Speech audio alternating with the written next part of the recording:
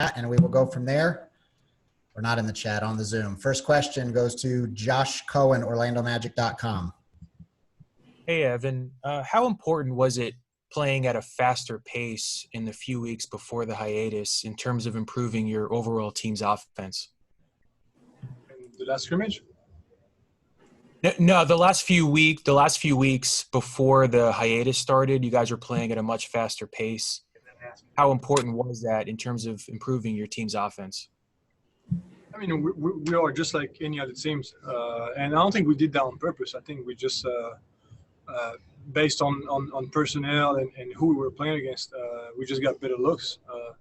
So like I said, just like any other teams, when you play faster and you get up and down the court, you know, you get more transition shots, which are higher percentages. So we want to run, and we obviously want to get easy ones. Dante Marcatelli, Fox Sports Florida. Evan, just give us a sense of how you felt everything went in the first game, just the entire overall feel of everything, and what are you guys looking to improve upon in the second scrimmage here?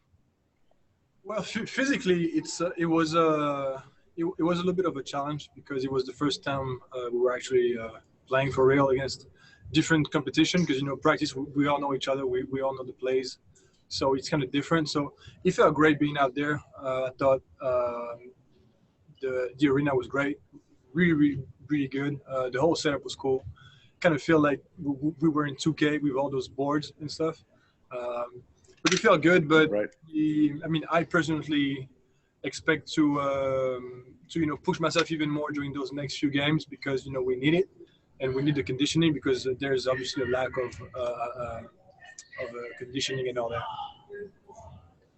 Josh Robbins, The Athletic. Evan, how different is it to have a bench where the players are seated so far apart and have assigned seats? Does it take away a little bit from, the excitement level or the camaraderie that you guys may feel? Yeah, for sure. It's different. The one good thing I tell you though is we have more space. You know, we're usually all squeezed up on the bench, so we have more space. But it's definitely a little bit awkward. And something we're not used to. So, for example, I was trying to talk to J.I. during the game, and I had to really get behind him. He was 20 meters away from me. So that's definitely something we're going to have to get used to because communication is key, as you guys know, and that's going to be harder for sure. Dan Savage, OrlandoMagic.com. Speaking of communication, Evan, Cliff said that you were exceptionally vocal today as you guys were working on your defensive drills. How critical is communication, especially as you guys are trying to gear it back up on defense? Listen, we're going to make mistakes for sure. And I think talking is the one thing that's going to allow us to cover our mistakes. So, you know, we can all help each other.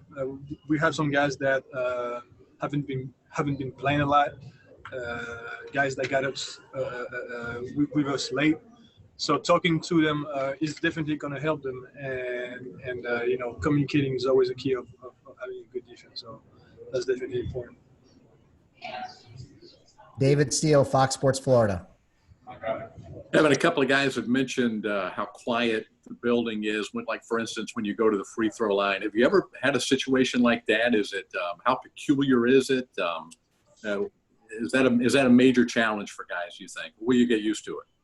You know, it reminds me of European championships when you're a 16-year-old or a 17-year-old and you play at 9 o'clock and you know, the gym is just empty.